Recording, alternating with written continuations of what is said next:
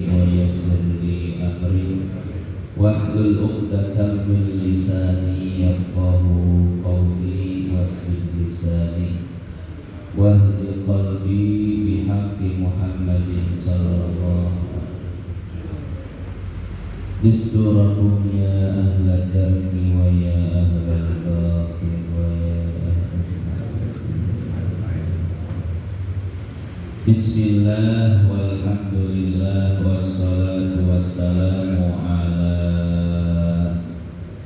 Rasulillah Muhammad bin Abdillah wa ala alihi wa sahbihi wa mawala la hawla wa la quwwata illa billah. Qala ta'ala yarfa'illahu alladhina amanu minkum walladhina utul ilma darajat wa qala an-nabi sallallahu alaihi wasallam man salaka tariqan yaltamisu fihi ilman sahalallahu lahu bihi tariqat ilal jannah. Yang saya hormati dan saya muliakan segenap hadirin jamaah Masjid Babul Huda, wabil khusus Ketua Dewan Kemakmuran Masjid beserta seluruh jajaran pengurusnya, para orang tua, para tokoh, para sesepuh, wabil khusus orang tua kita Bapak Haji Sultan. Kita doakan para orang tua kita mudah-mudahan senantiasa Allah sehatkan badannya, dipanjangkan umurnya, dimudahkan segala urusannya. Amin ya Allah ya Rabbal alamin. Hadirin jamaah yang dimuliakan Allah, masih dalam suasana Maulid Nabi Muhammad SAW, maka pada kesempatan kali ini kita akan membahas tentang keadaan Nabi Muhammad SAW saat perang Uhud. Jadi di dalam Islam ada dua istilah, ada ghazwah dan ada sariyah. Ghazwah itu adalah peperangan yang dipimpin langsung oleh Rasulullah SAW. Sementara sariyah adalah ekspedisi militer yang dikirim oleh Rasulullah SAW. Artinya Rasul tidak ikut berperang, beliau hanya mengirim pasukan-pasukan untuk berperang. Ini namanya sariyah. Jadi ada ghazwah, ada sariyah. Nah, ghazwah atau peperangan yang langsung dipimpin oleh Rasul Sallallahu Alaihi Wasallam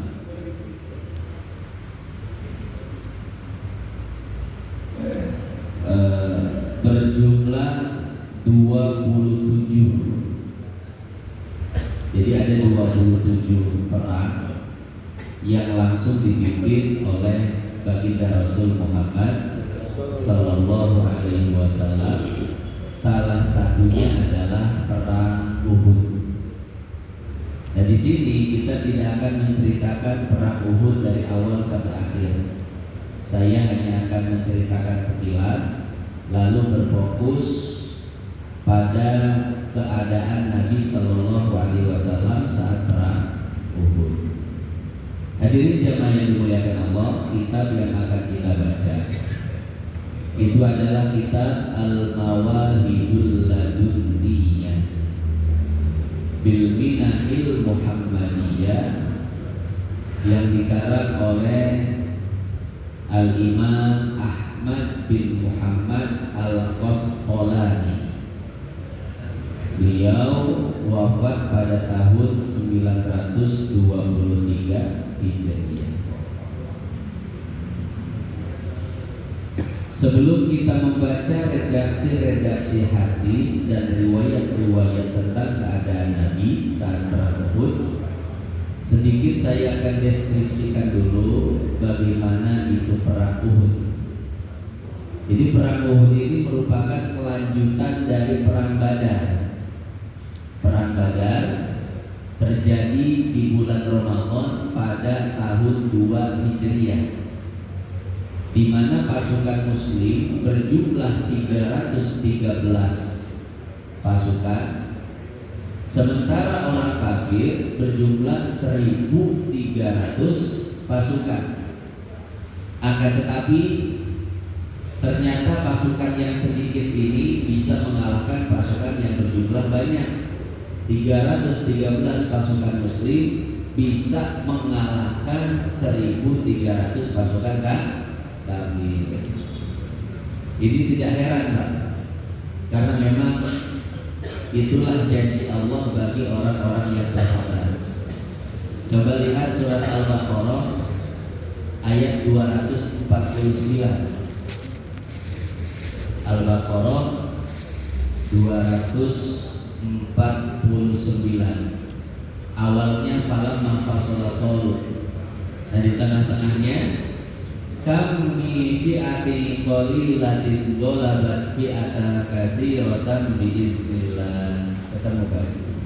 Nah, kam min fi'atin qalilatin ghalabat fi'atan katsiratan biidznillah. Berapa banyak kelompok kecil bisa mengalahkan kelompok besar? Tentu dengan izin Allah. Apa syaratnya? Wallahu ma'as sabirin. Syaratnya kelompok kecil itu bersabar dengan ketentuan Allah Subhanahu wa ta'ala. Makanya di dalam perang Badar itu walaupun jumlah kaum muslimin 313 dan kaum kafirin 1.300. Ini kalau dibandingkan berarti berapa kali lipat, Pak, pasukan kafir? 4 kali lipat ya. 4 kali lipat pasukan muslim. Artinya satu pasukan muslim itu melawan 4 orang pasukan kafir, tapi luar biasa bisa memenangkan pertarungan. Nah, setahun berikutnya, yaitu pada tahun 3 Hijriah di bulan Syawal, terjadi perang Uhud. Ini perang Uhud ini berdasarkan dendam orang-orang kafir Quraisy. Jadi orang kafir Quraisy dendam karena pada perang Badar sebelumnya mereka dapat dikalahkan oleh kaum muslimin bahkan dengan jumlah yang sangat sedikit. Ini kan sangat memalukan, Pak. Akhirnya orang-orang kafir Quraisy mengumpulkan dana, alat-alat perang dan seluruh kekuatan, sampai-sampai terkumpul 3.000 pasukan, dan itu siap menggempur pasukan kaum muslimin yang memang jumlahnya sangat sedikit. Jumlah kaum muslimin ketika itu hanya 700 orang. Awalnya 1.000, cuman 300 orang itu balik arah karena mendengar pasukan kafir berjumlah 3.000. Wah, 3.000 lawan 1.000. Akhirnya yang 300 orang ini orang-orang munafik balik arah. Mereka tidak mau ikut perang karena mereka berpikir pasti akan kalah. Sehingga kaum muslimin ketika itu hanya berjumlah 700 orang. Nah, perang Uhud ini terjadi pada hari Sabtu. Pada hari Kamisnya Rasulullah bermusyawarah dengan kaum muslimin. Kata Rasul, begini saja, kita tunggu orang-orang kafir Quraisy di Madinah. Kalau mereka menyerang kita di Madinah, tenang, kita sudah tahu kondisi Madinah. kita akan buat siasat-siasat tertentu. Salah satunya adalah kita akan bersembunyi di antara bangunan-bangunan dan menyerang mereka. Ya. Tapi sebagian sahabat-sahabat yang muda, sahabat-sahabat yang tidak ikut perang Badar tahun lalu, itu mereka sedikit sok tahu. Kata mereka, Nabi, gak usah kita nunggu di Madinah, mending kita langsung serang saja di Uhud. Ya. Awalnya Nabi tidak setuju, tapi karena sahabat-sahabat muda yang minim pengalaman perang ini, jadi mereka itu semangat juangnya tinggi, pengen mati syahidnya kuat, tapi pengalaman perang minim. Akhirnya sahabat-sahabat ini agak sedikit memaksa kepada Nabi untuk melakukan serangan saja di Uhud. Kata Nabi, oh ya sudah, kalau kalian maunya seperti itu, kita akan serang mereka. Dan di hari Jumat, sahabat-sahabat yang senior itu mengatakan kepada sahabat-sahabat yang junior ini, yang muda-muda, sungguh kalian telah mengecewakan Nabi. Nabi punya pendapat, tapi kalian tentang. Nabi ingin berperang di Madinah, tapi kalian malah ingin menyerang di Uhud. Sungguh kalian telah mengecewakan Nabi.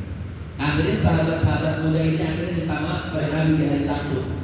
Nabi, kami minta maaf karena telah menentang pendapatmu.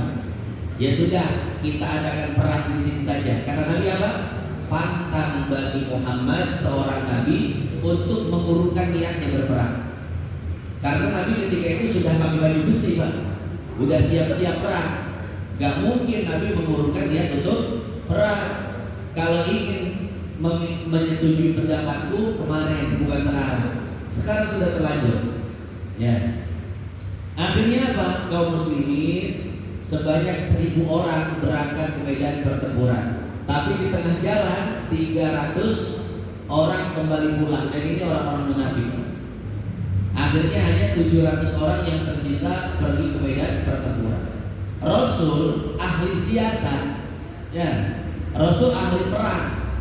Kata Rasul begini, kalian 50 orang naik ke Bukit Uhud. Ini pasukan-pasukan pemanah yang dipimpin oleh Abdullah bin Jubair. Dan 600 orang berperang di bawah. Begitu datang pasukan kafir yang berjumlah 3.000 orang menyerang pasukan kaum muslimin, itu pasukan kafir yang jumlahnya 3.000 kewalahan. Kenapa? Karena medan pertempuran dikuasai oleh kaum muslimin. Mereka punya 50 pemanah yang bersiap di Bukit Uhud. Itu 3.000 dihujani panah, banyak yang mati gitu-gitu. Cuman pesan Nabi begini, apapun yang terjadi jangan pernah turun dari bukit. Nah, ketika pasukan kaum muslimin yang berada di bukit itu melihat kaum kafirin sudah lari lari terbirit-birit, banyak yang terkena hujaman panah, banyak yang mati. Akhirnya pasukan mereka hancur, barisannya bubar dan mereka banyak yang balik arah. Akhirnya harta-harta mereka ditinggalkan. Nah, 50 pemanah ini melihat banyak ghanimah, melihat banyak harta rampasan perang, mereka sudah merasa menang. Akhirnya turun dari bukit. Kemudian Abdullah bin Jubair mengingatkan, hei pasukan pemanah, ingat pesan Nabi, apapun yang terjadi jangan turun dari bukit. Tapi tidak ada yang mendengar, sehingga semuanya turun dari bukit, berebutan mengambil harta rampasan perang. Nah, melihat itu Khalid bin Walid memanfaatkan kesempatan. Jadi Khalid bin Walid ketika itu masih kafir, belum masuk Islam. Memanfaatkan kesempatan, langsung diambil alih gunung tersebut. Abdullah bin Zubair dibunuh, gunung tersebut diambil alih. Kemudian pasukan kafir balik arah dan mendapatkan bantuan pasukan. Apa yang terjadi? Ketika itu keadaan itu berbalik. Yang tadinya pasukan muslim itu berada di atas angin, mendapatkan kemenangan, akhirnya pasukan muslim pun tersudut. Kenapa tersudutkan? Karena tadi posisi yang sangat menguntungkan, yaitu posisi para pemanah, sudah diambil alih oleh orang-orang kafir. Akhirnya pasukan muslim itu banyak yang terbunuh. Sebanyak 70 orang mati syahid. Kemudian barisannya pun acak-acakan, sampai-sampai akhirnya Rasulullah itu menjadi incaran kaum kafir. Nah, ini yang akan kita ceritakan. Ketika perang berkecamuk, pasukan muslim banyak yang gugur, barisannya acak-acakan, Rasulullah pun menjadi sasaran. Bagaimana nasib Rasulullah Sallallahu Alaihi Wasallam? Wa qala Ibnu Hisham, Al-Imam Al-Qastalani, beliau menukil sebuah riwayat dari Al-Imam Ibnu Hisham di dalam kitabnya As-Sirah fi hadis Abi Sa'id Al-Khudri, di dalam hadis Abi Sa'id Al-Khudri, Inna Utbah ibn Abi Waqqas, sesungguhnya Utbah bin Abi Waqqas. Utbah bin Abi Waqqas ini saudaranya Sa'ad bin Abi Waqqas. Cuman sayangnya dia kafir. Kalau Sa'ad kan orang Islam, saudaranya Utbah itu orang kafir. Rama Rasulullah Sallallahu Alaihi Wasallam yaumaidin, dia melempar Rasulullah Sallallahu Alaihi Wasallam dengan panah atau dengan alat yang lain, dengan benda yang lain. Fakasara rubaiyatahu al-yumna as-sufla, sehingga itu menyebabkan gigi seri Nabi yang bagian bawah itu copot, Pak. Ya. Jadi dilempar oleh Utbah bin Abi Waqqas, ya mungkin berbentuk panah ya lemparan itu, dipanah oleh Utbah bin Abi Waqqas, kemudian mengenai gigi seri bagian bawah, namanya rubaiyah. Gigi seri bagian bawah itu yang mana berarti? Ini di antara gigi seri depan dan gigi taring.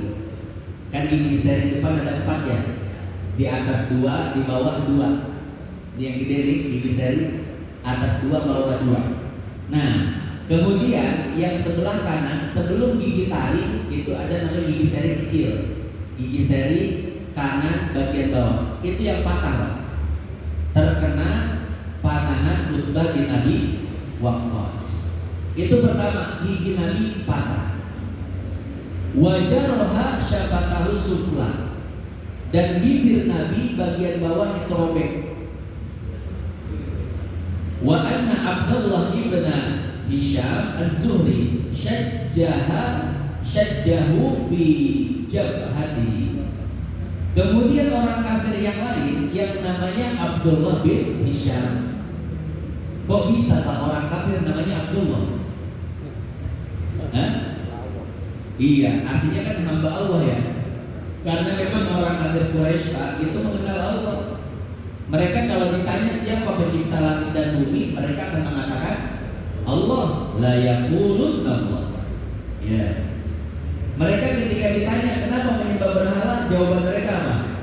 Innama na'buduhum illa liyuqarribuna ilallah. Tidaklah kami menyembah berhala-berhala itu melainkan agar berhala itu mendekatkan diri kami kepada Allah. Makanya mereka itu disebut musyrik. Kenapa? Selain menyembah Allah, mereka menyembah berhala. Musyrik itu kan artinya menduakan. Beda dengan kafir asli. Kafir asli itu hanya menyembah selain Allah. Nah, tapi kalau menyembah Allah juga menyembah yang lainnya. Ini namanya apa? Musyrik. Makanya tidak heran kalau orang-orang kafir Makkah itu namanya Abdullah. Nah ini ada orang kafir namanya Abdullah bin Hisham Az-Zuhri. Dia itu melukai pelipis Nabi. Ya. Ini pelipis Nabi disabet dengan pedang sampai-sampai apa? Robek pelipis. Itu yang kedua. Yang pertama giginya patah, yang kedua pelipisnya robek. Wa anna ibna Qum'ah jaraha wajnatahu. Ada lagi orang kafir lain namanya Ibnu Qum'ah yang melukai pipi bagian atas Nabi Shallallahu Alaihi Wasallam. Jadi Ibnu Qum'ah itu naik kuda, dia mencari-cari Nabi Muhammad akan membunuhnya. Ketika melihat Nabi Muhammad, dia berlari dengan kudanya, ingin saking bernafsunya ingin membunuh Nabi. Ketika itu Ibnu Qum'ah ini akan mengayunkan pedangnya ke kepala Nabi. Nabi akan ditebas. Tapi kemudian salah satu sahabat Nabi yang bernama Tolha melihat Ibnu Qum'ah akan menebas Nabi, maka itu pedangnya ditahan oleh tangannya, Pak. Ini Tolha udah gak mikir selamat atau enggak lagi, yang penting itu pedang gak kena Nabi, Pak. Saking cintanya sama Nabi, ya. Ketika pedang, ini Nabi nggak ngeh ketika itu, ya. Nabi sedang sibuk melawan kafir yang lain. Tiba-tiba Abdullah bin Qum'ah datang dengan kudanya akan menebas kepala Nabi. Itu pedangnya ditahan oleh tangan Tolha, sehingga jari-jarinya itu patah, putus semua jari-jarinya. Saking cintanya kepada Nabi. Nah, karena sempat ditahan oleh Tolha itu, maka sabetan pedangnya itu meleset. Akhirnya hanya mengenai helm besi Nabi Shallallahu Alaihi Wasallam. Cuman Abdullah Ibnu Qum'ah ini gak puas. Akhirnya dia balik lagi akan kembali menebas Nabi, tapi gak kena. Hanya kena helmnya saja. Cuman dari pecahan besinya itu, ternyata pecahan besinya itu, ya, ini ada dua yang tajam dan langsung menusuk pipi Nabi Shallallahu Alaihi Wasallam sampai dalam sekali tusukannya, ya. Nah, inilah yang disebut oleh Ibnu Hisham bahwa Ibnu Qum'ah itu melukai pipi bagian atas Nabi Shallallahu Alaihi Wasallam sehingga pipinya itu tertusuk dua mata besi yang sangat tajam. Yang pertama giginya patah, kedua bibirnya robek, ketiga pelipisnya sobek, dan keempat ini pipinya tertusuk dua mata besi yang sangat tajam dan itu dalam sekali.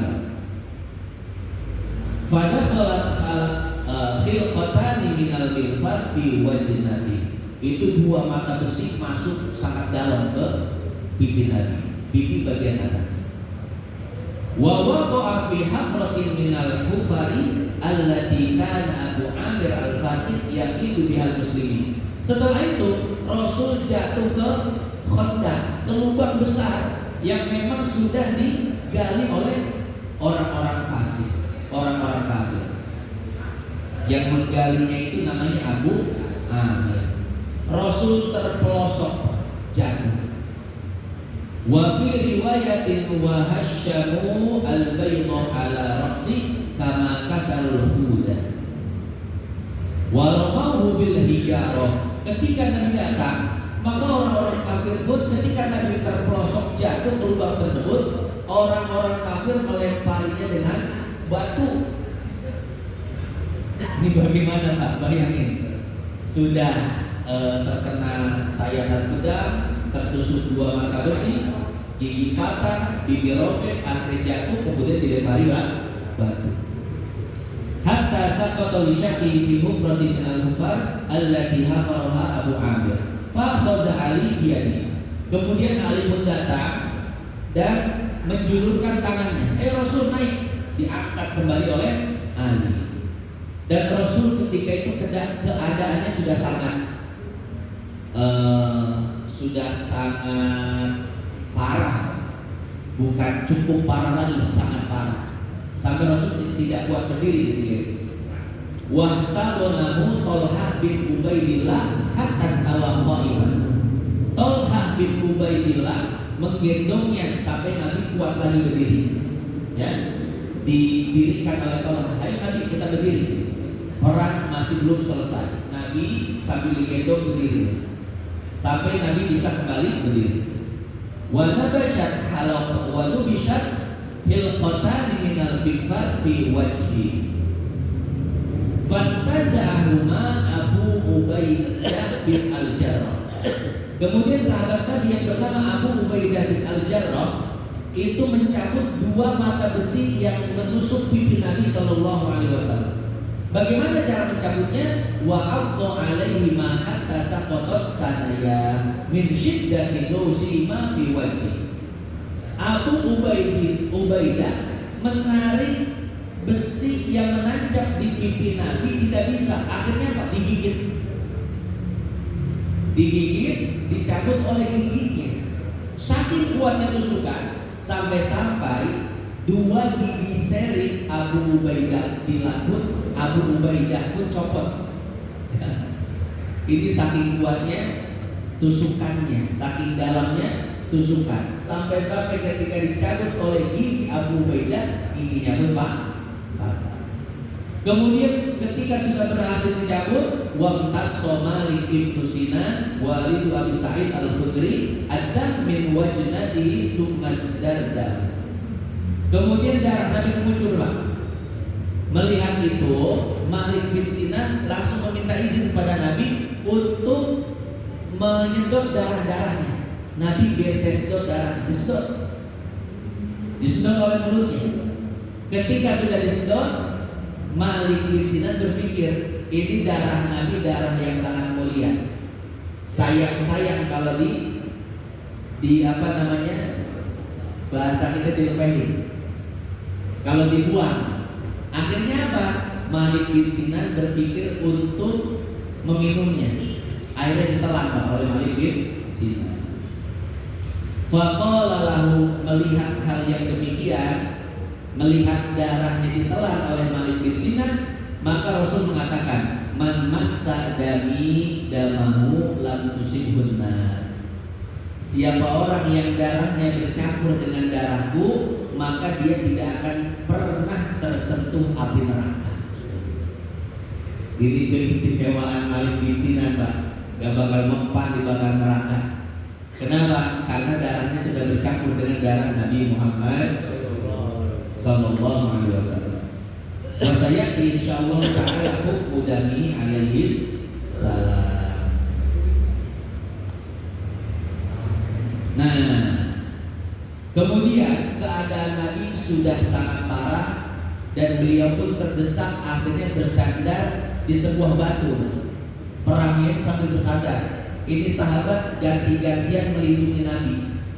Ada sahabat melindungi Nabi terkena sabetan pedang, kemudian tumbang, ganti lagi, tumbang lagi, ganti lagi, tumbang lagi. Semuanya dalam rangka melindungi Nabi Muhammad Sallallahu Alaihi Wasallam. Nah, ini yang paling hebat nih, Pak. Ini riwayat yang sangat luar biasa. Wa inda Ibni A'id bin Tariqil Auza'i. Ada sebuah riwayat dari Ibnu A'id dari jalur riwayat Al-Auza'i. Apa kata beliau? Balaghana annahu lamma jaraha yauma Uhud. Ada sebuah riwayat ketika Rasul terluka di perang Uhud, seperti yang kita sebutkan tadi, Pak. Kira-kira kalau gigi patah berdarah nggak? Berdarah kan, pasti darahnya ngalir. Bibirnya sobek, pasti darah ngalir. Pelipis sobek, pasti apa? Ngalir. Apalagi tadi ketika 2 mata besi dicabut dari pipinya, pasti ada darah yang mengalir. Akhadha syai'an faja'ala yakshifu damahu. Rasul melihat ada darah yang mengalir, langsung mengambil sesuatu dan mengelap darah tersebut. Dilap. Kenapa Rasul mengelap darah tersebut? Wa qala law waqa'a minhu syai'un 'alal ardi la nazala 'alaihimul 'adzab minas sama. Rasul mengatakan, aku sengaja mengelap darah-darah yang mengalir tersebut karena khawatir kalau sampai ada 1 tetes jatuh ke bumi, maka azab yang akan besar akan menimpa orang-orang kafir. Itu Jibril dan malaikat-malaikat langit sudah siap, Pak. Andai 1 tetes darah Muhammad jatuh ke bumi, kita akan gempur orang kafir sampai mereka binasa semua. Rasul dengar itu. Ketika Rasul dengar, buru-buru bilang, Agar apa? Agar umatnya ini walaupun kafir, walaupun sedang memerangi beliau, walaupun sudah melukai beliau sampai beliau terluka parah, tapi lihat Pak, rahmatnya Nabi Sallallahu Alaihi ini kasih sayangnya luar biasa sekali. Walaupun beda agama, walaupun kafir, ini bukan cuma kafir Pak, memerangi, melukai, ingin membunuh. Mungkin kalau Nabi melakukan itu kepada orang muslim wajar, karena orang muslim itu orang beriman yang cinta pada Nabi.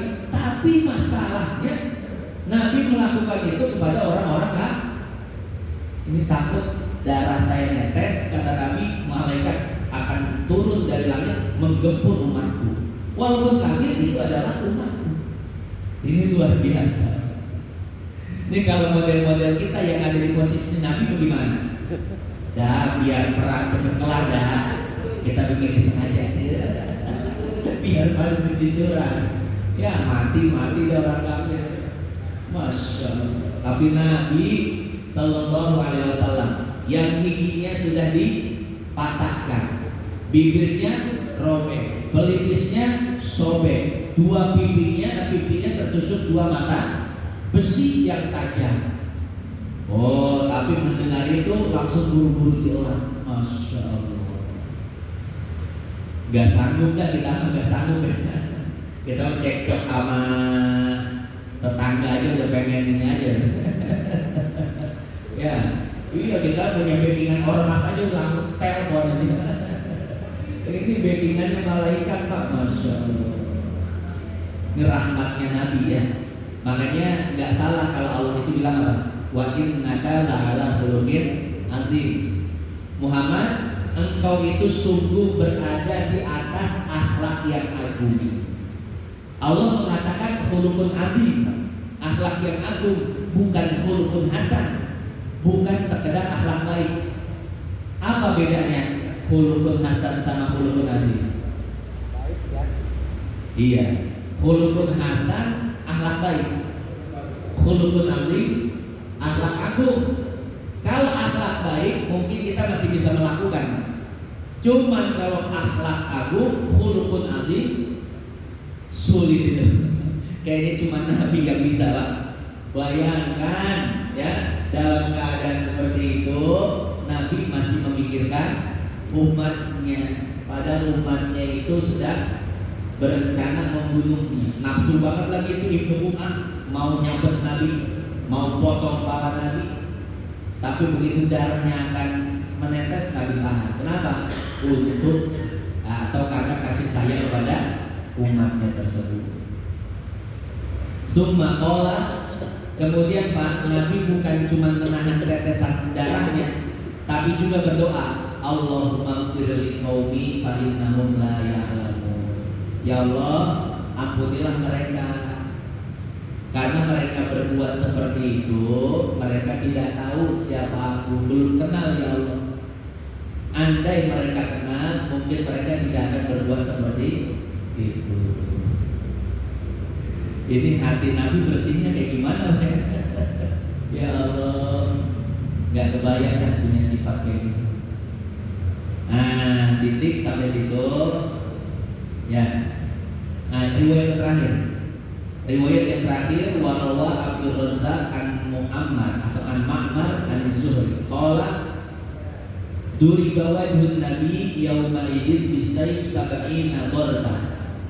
Nabi itu Pak selesai perang Uhud, dihitung lukanya itu sampai ada 70 sayatan pedang.